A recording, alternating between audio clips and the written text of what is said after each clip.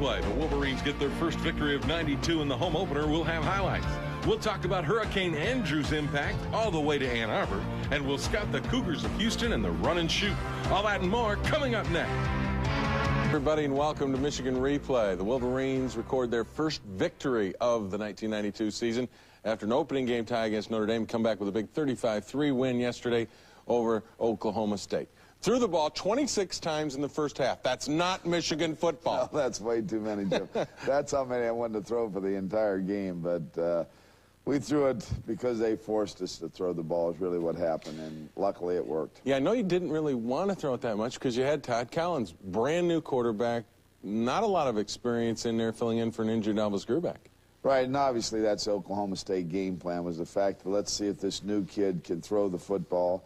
And he did. But yet our running game, Jim, we got to block better. And finally, Ricky got running in that third quarter like the old Ricky Powers. And that's the kind of back we need that's going to break some tackles in our running game. But they had the extra defender in there all day. And like, you know, you stated earlier, we could have thrown the ball all day, the sideline routes and things.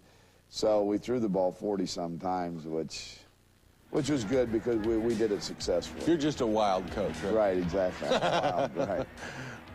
First, 3rd and 12, Derek Alexander makes a great play here. Derek had a good game, and right there he had a stretch for the extra yardage in order to get the first down, which was good. Todd goes back and hits Ricky on a screen pass here. Had pretty good blocking there. You're going to see a couple key blocks there that really help spring the screen. And again, you get an opportunity, you don't push it in, so you're forced to go for field goal, just miss wide right. This 35-3 score in the first quarter late, it was 0-0. This was not an easy game, as the score indicates. No, you're exactly right. We missed a couple field goals throughout the game, plus we have a number of turnovers. There's Matt Dyson showing good strength and throwing Benson back there. They're a good tailback. And I thought our defense did a good job, particularly bottling up the run. Talk about doing a good job. How about Todd Collins and finding the right guy? Went to Tony McGee when he was in trouble an awful lot. Right. I think a couple times, and here's an example. Right there, Jim, is a great example of what happens when they overplay the run. You fake the run, roll out, and just hit a little dump pass. In fact, we went deep to Derek a couple occasions, and that worked out. 4th and 5, and Walter Smith gets the catch. There's a big play for a young quarterback. You're 4th and 5, and you go over the middle with about a 12-yard completion.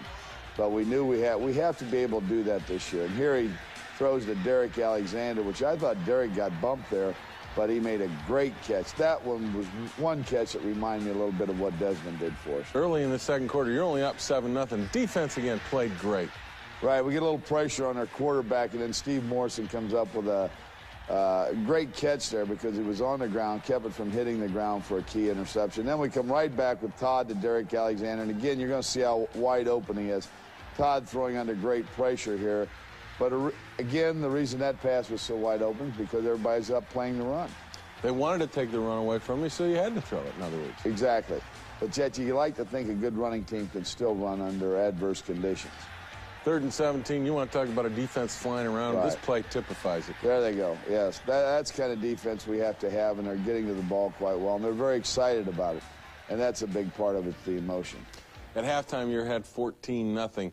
And yet I know you're not happy with the fact that you haven't been able to run the ball, even though they were stacked up against it. Exactly, because, you know, you still have to block people, and then if you got good backs, they're going to make guys miss once in a while. But, Jim, when you go through a game, you score 35 points, you miss 2 field goals, you have 6 penalties, 1 brought a touchdown back, 4 fumbles and an interception, you're not a good football team. Spoken like a true head football coach. Don't go away. We'll be back, take a look at the second half highlights. But first, we hear from a guy who got really involved in the offense against Oklahoma State.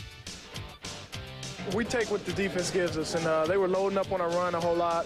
And so we had a lot of little play action passes and things like that. They got the tight end open as well as some receivers downfield. And so they just got the ball to us. And I think I dropped one, so it's my goal to try to catch everyone that comes my way.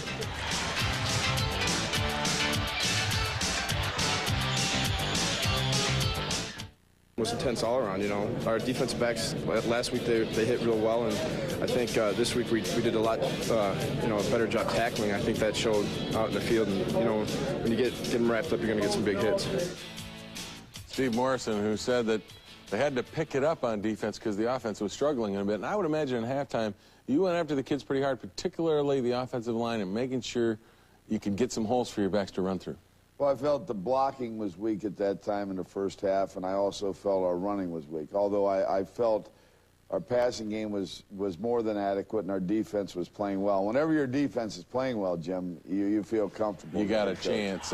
Then you come out first play of the second half, or one of the first series, and you fumble it away. First series, we take the ball. We should drive down, and there they strip the ball loose from Ricky Powers. So now this gives them their only score of the day, an opportunity. Our defense did come up with big plays and force them to kick the ball, and they got their 3 points because of an offensive gift, really.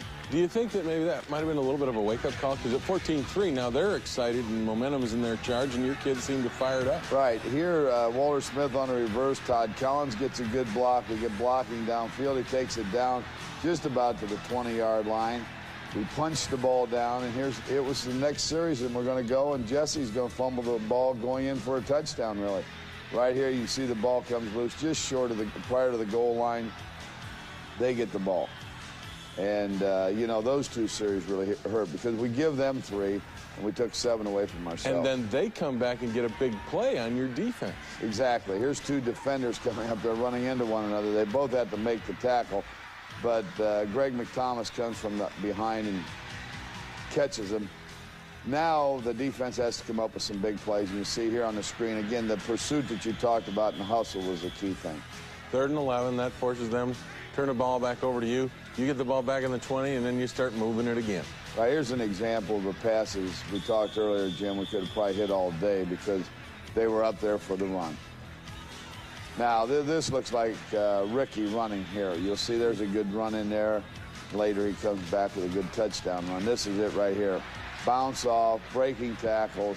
That's a Michigan back. That's the Ricky Powers you recruited. Exactly. And is it just him getting in sync or what? Well, I think a little bit. And sometimes you're always looking for big plays and big holes, and they just don't happen in good football games. Here's another play for them for 30-some yards. I think they had, Jim, 2 plays that covered over 70, 75 yards. Other than that, our defense was really good. Here's good pressure, not allowing the quarterback to set his feet to throw the ball, so you force him out of bounds.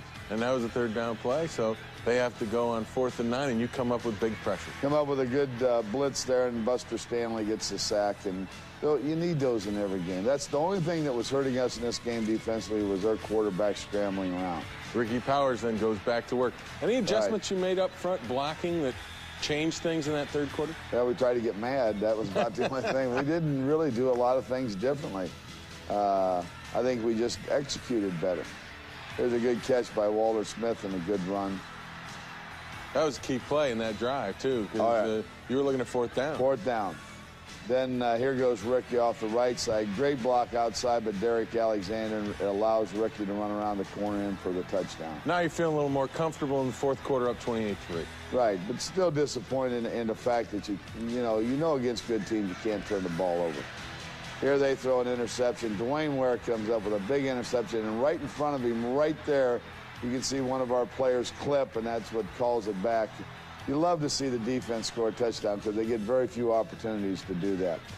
Then we drive the ball down, and here's Eddie Davis going in on a sweep, and that's the final score. 35-3, a youngster out of Martin Luther King High School in Detroit.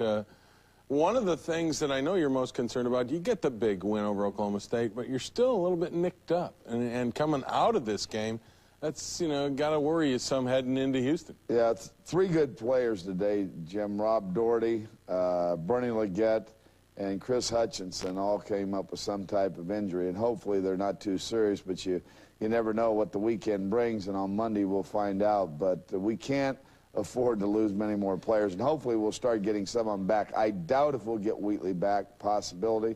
Elvis, I think, should be ready to play, hopefully. And we'll just have to see from there. Marcus Walker should play as well.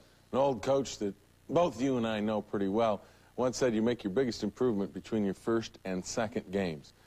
Do you think that happened with your club against Oklahoma State?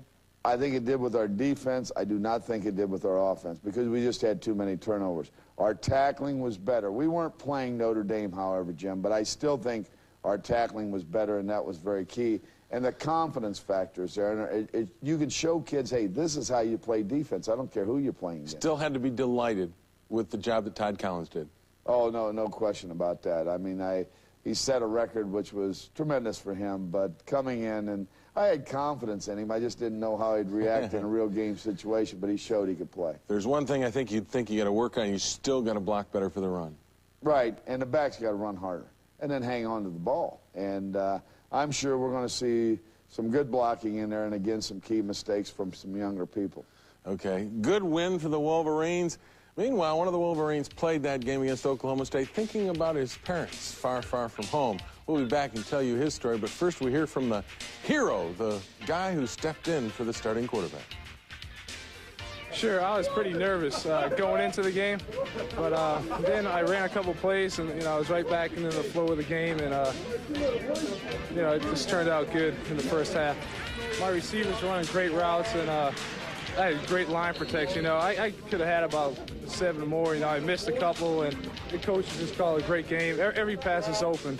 Every time I executed, it worked.